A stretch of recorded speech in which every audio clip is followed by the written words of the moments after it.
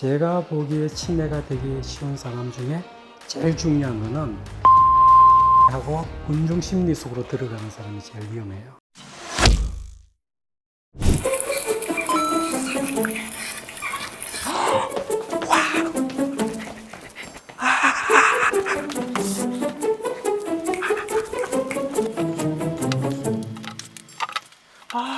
왜 이렇게 자꾸 까먹지? 그래, 치매의 달인 김시호 원장님한테 물어봐야겠다. 가보자. 선생님 안녕하세요. 안녕하세요. 선생님, 제가 평소에 좀 건망증도 많고 어렸을 때부터 뭘 덜렁댔거든요. 그랬는데 이제 주변의 친구들이 너 나중에 치매 걸릴 확률이 높다 이렇게 얘기했는데 이게 사실인가요? 답은 아닙니다. 아니에요. 앞으로 이제 치매가 될 나이가 아직 한참 남았잖아요. 변수가 많은데 우리가 늙어가는 노화곡선은 가속열차예요. 노화 가속열차를 타고 있는데 치매도 마찬가지로 치매 가속열차를 타고 있는데 그중에 지금 고속 가속열차를 타고 있느냐 저속 가속열차를 타고 있냐를 볼 때 그런 게 있다면은 약간은 고속일 수 있는데 그 사이에 역도 많고 변수가 많잖아요. 그러니까 뭐라고 이야기는 못한다. 근데 딱 간다고 이야기하는 아니기 때문에 아니라는 답이지만 그래도 평균보다는 약간 속도가 빠를 수도 있다. 그래서 조금은 노력하시는 게 좋을 수는 있어요. 선생님은 이제 많은 환자들을 보시잖아요. 그러면 좀 이런 사람들은 좀 치매에 걸리더라 라는 뭐 특징 같은 것도 좀 있나요? 있죠. 제 이야기가 있고 란셋 위원회에서 발표한 그 내용이 있어요. 먼저 란셋 위원회에서 이야기한 걸 말씀드리고 제 이야기를 할게요. 2024년도에 란셋 위원회가 발표한 내용을 보면은 어릴 때 조기 교육이 안 된 경우가 한 5% 정도이고요. 물론 이건 중요한 것은 학교 가기 전에 응아리 할 때 유치원 다니기 전까지 그때까지 귀하게 잘 키운 거하고 그냥 방치한 거하고 차이가 큽니다. 그 이후에 교육받은 것도 중요하고요. 이게 5% 정도 영향을 미치고 중년기에는 청력 손상이 7%, 콜레스테롤이 높은 걸 방치하는 게 한 7% 정도, 그리고 육체적 활동을 안 하는 게 3%, 그리고 우울증이 있는 게 한 3% 정도 영향을 미치고요. 그리고 뇌 손상, 머리 잡고 다치는 게 한 3% 정도, 그리고 당뇨가 2%, 담배를 피는 경우 2%, 고혈압 있는 경우 2%, 그리고 비만 1%, 가음 1% 정도 이렇게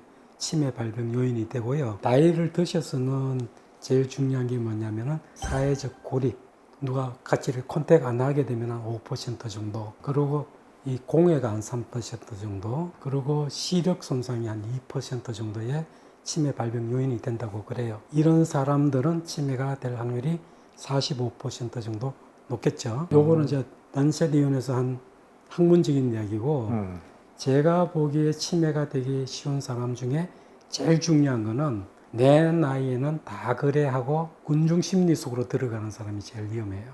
내 나이는 다 그래. 내 나이가 되면은 나만큼 머리가 나빠진 사람이 많은 거는 맞는데 많다고 해서 괜찮은 건 아니에요.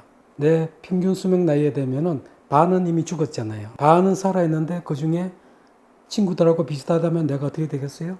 죽었을 가능성이 훨씬 많죠. 다행히 살아있어도 뭐가 되겠어요? 치매가 되어 있겠죠. 그러니까 내 나이에 다그래 속에 들어가면 절대 안 됩니다. 내 고등학교 동창, 내 대학교 동창, 나하고 머리가 비슷한 사람들하고 비교했을 때 내가 월등히 머리가 좋아야 안심할 수 있습니다. 군중 심리 속에 들어가면 안 된다는 얘기입니다. 그런 거군요. 네. 그리고 이 선생님 약간 성격 같은 거라고 그럴까요? 치매에 잘 걸리는 그런 성격 같은 것도 있나요? 있죠. 재밌게 이야기하면은 귀차니스트가 있습니다. 모든 걸 귀찮아해요. 그리고 굼뜨니스트가 있어요. 행동이 좀 굼뜬 사람. 굼뜬 사람. 그리고 고얀 사람이 있어요. 고얀니스트. 성격도 좀 이렇게 고약한 사람이 있어요. 네. 마킨니스트가 있어요. 역지사지 못하고 남의 입장 모르고 자기만 딱 아는 사람이 있어요. 마킨니스트, 에고이스트이지만은 네. 이런 사람들은 치매가 되기가 쉬워요. 성격과 행동이 변하는 치매 쪽으로 가기가 쉽고 알츠하이머처럼 기억력 장애를 유발하는 치매로 가는 경우는 건망증이 많이 늘거나 예전보다 내가 머리가 많이 나빠졌다고 느끼거나 남들이 볼 때 머리가 못해졌거나 이러면 위험할 수 있습니다. 그러니까 부지런한 게 좋습니다. 운동을 많이 하는 것도 중요하지만은 엉덩이가 가벼워서 자주자주 움직이는 것도 굉장히 중요합니다. 그래서 어떻게 보면은 세상은 공평합니다. 선생님 그러면요 요즘에 이 스마트 기기들을 참 많이 쓰잖아요. 그러면서 좀 생활이 편리해졌잖아요. 그러면서 뭐가 외우지도 않아도 되고 머리도 덜 써도 되는데 이런 현상들이 치매에는 안 좋은 거겠네요. 당연히 안 좋습니다. 우리 머리는 새로운 거, 좀 어려운 거, 이렇게 도전적인 거 이런 걸 좋아해요. 지식의 욕구가 있다 그렇게 표현을 하죠. 그 자꾸 알고 싶어 하는 게 있는데 그 알고 싶어하고 새로운 걸 자꾸 충족시켜주면서 머리가 자꾸 발달을 해야 되는데 편하면은 머리를 안 쓰는 거잖아요. 네. 내 운동이 안 돼요. 그러면 머리가 나빠지는 걸 디지털 치매라 그럴 수 있습니다. 디지털 기기가 발달하면 그만큼 그 부분은 약해집니다. 그러니까 자동차를 타게 되면서 다리가 약해지는 거나 같다고 볼 수 있죠. 그래서 우리 머리는 항상 새로운 것, 난간을 극복을 해야 되기 때문에 오른손잡이라면 왼손으로 젓가락질 해보는 거 이런 게 머리에 도움이 됩니다. 선생님 그러면요 평소에 좀 스트레스도 많이 받고 좀 정신적인 뭐 이렇게 질환을 갖고 있거나 그러면 또 치매도 잘 오는 건가요? 당연히 많이 옵니다. 남편을 여의고 갑자기 치매가 되는 사람들도 많아요. 예를 들어 범이 와서 나를 못 살게 구는데 내가 정신이 말똥말똥하면 어떻게 돼요? 얼마나 괴롭겠어요. 차라리 나 잡아먹으시 하고 모르는 게 낫죠. 마찬가지로 치매가 스트레스가 있으면 그런 기전이 있습니다.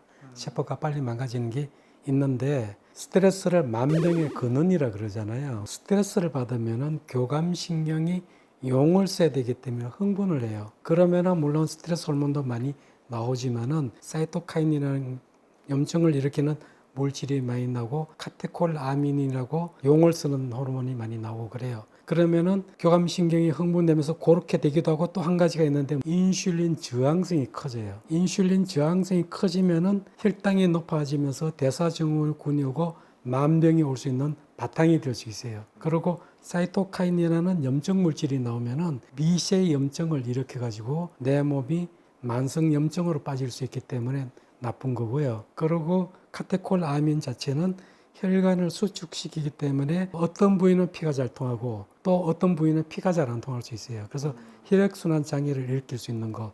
그리고 스트레스가 장 운동을 방해를 해요. 장이 나빠지면은 머리하고 연결이 돼서 빨리 머리가 나빠지는데 일조를 할 수 있습니다. 이런 이유들로 해서 스트레스가 많으면은 머리가 빨리 나빠집니다. 불면증이 이렇게 있는 사람들 잠을 잘 못 자고 이러면 또 치매가 될 확률이 높다 뭐 이런 얘기도 있던데 이것도 맞는 얘기인가요? 우리 자고 나면 부어 있을 때도 있고 또 어떤 때는 부기가 싹 빠질 때도 있잖아요. 잠을 충분히 자면은 뇌 세포가 낮에 활동할 때는 막 이온이 들어갔다 나왔다 이렇게 하면서 전기가 이렇게 흥분이 되면서 부종이 올 수 있어요.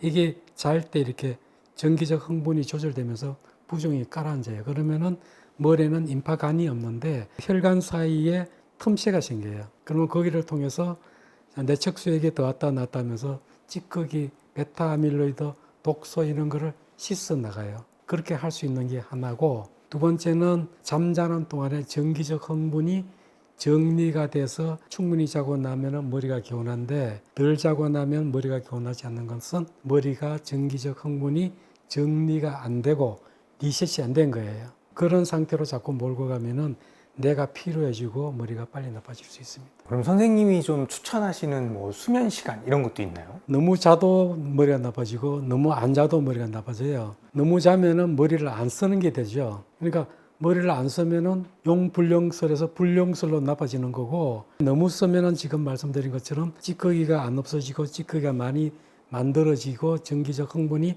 남아 있기 때문에 머리가 빨리 나빠지는 겁니다. 그래서 적어도 6시간 이상 7시간 자는 게 좋고 9시간 정도까지 자는 게 좋은데 10시간이 넘으면 오히려 안 좋을 수 있습니다. 그리고 좀 저는 궁금한 게 저희 그 외할머니가 치매가 오셔서 돌아가셨거든요. 뭔가 유전 같은 것도 좀 걱정이 되는데 치매도 유전이 되나요?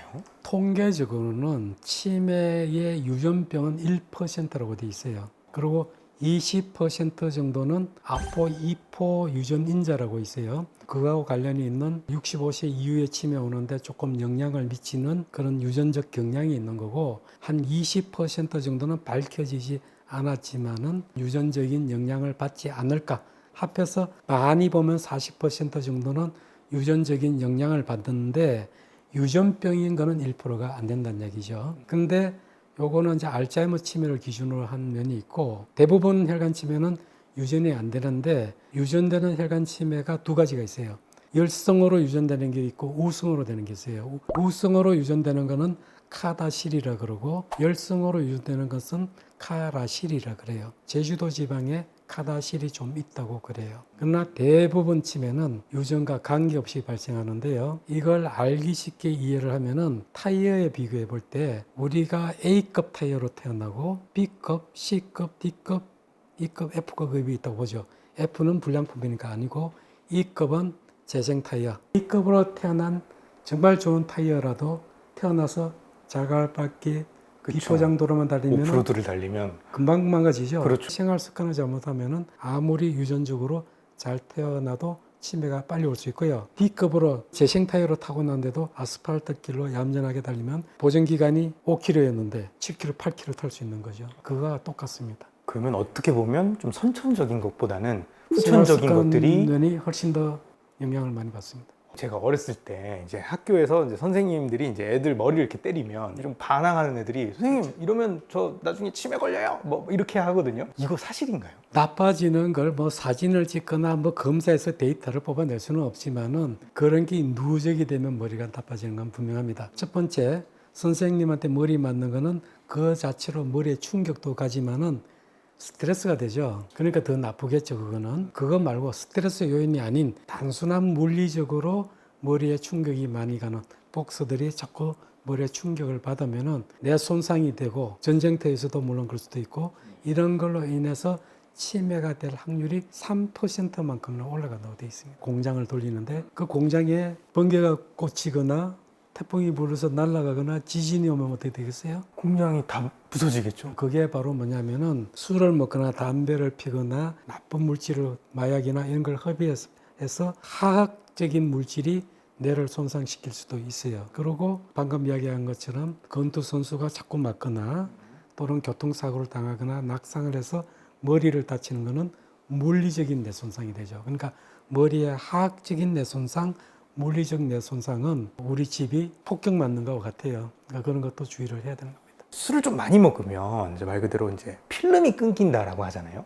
이런 것들이 지속되면 치매가 된다. 뭐 이런 얘기도 있던데 이거 사실인가요? 음식을 초에 이렇게 절이면 음식이 약해지잖아요. 술도 마찬가지로 약해질 수 있어요. 그러니까 뇌라는 아주 연약한 조직이 술 물론 들어가봤자 0. 몇 %겠죠. 그렇지만 거기에 절여지면은 뇌가 약해져요. 블랙아웃 될 만큼 고농도로 되면은 당연히 머리가 나빠지고요. 마취도 너무 반복적으로 많이 하면은 안 좋을 수도 있습니다. 몇 번 하는 거야 괜찮겠지만은 수시로 막 맞고 막 이러면 네, 그런 건 안 좋습니다. 그 선생님 그 약간 요즘에 그 좀 문제가 되고 있는 프로포폴 이런 것도 좀 이렇게 상습적으로 맞고 이런 사람도 있잖아요. 그러면 안 되는 거군요. 당연히 뇌가 나빠집니다. 마약이나 술이나 마취나 이런 나쁜 거는 가능하면 멀리 어쩔 수 없이 몇 번 간 거야 가깝지만 자꾸 하면은 치매의 원인이 됩니다.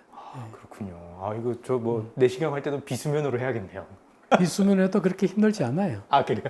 힘들긴 하던데. 선생님 제가 이제 좀 치매를 좀 적극적으로 예방하고자 여러 가지 유형들을 살펴봤는데요. 마지막으로 한 줄 처방전 부탁드리겠습니다. 치매는 조기에 발견하는 것도 중요하지만은 미리 발견해야 되는 게 중요하다. 왜? 치매 때는 이미 죽은 세포와 좀비 뇌 세포가 많이 만들어진 상태고 치매에서 멀수록 죽은 세포와 좀비 세포가 줄어들어 있습니다. 치료가 되는 활력이 떨어진 세포는 치매에서 멀수록 많기 때문에 치료할 수 있는 세포들이 많이 남아있기 때문에 미리 발견하는 게 좋고 치료는 음식적인 치료도 있고 한의학적인 치료도 도움이 됩니다. 선생님 오늘 제가 정말 많은 이야기를 들었는데 어찌 보면 저한테 해당되는 게 굉장히 많았던 것 같아요. 즐거움의 총량의 법칙이 있습니다. 젊었을 때 너무 즐거움을 많이 쓰면은 후반부가 없는 거죠. 물론 전혀 즐거움 없이 살면 안 되겠죠. 하지만 조금씩 배려하고 아끼면서 살면은 말년에 내가 누릴 수 있는 즐거움이 많습니다. 즐거움도 총량의 법칙입니다. 저는 좀 초반에 좀 많이 쓴 것 같긴 한데 조금 한번 아끼면서 열심히. 사십시오. 네, 감사합니다. 네, 감사합니다.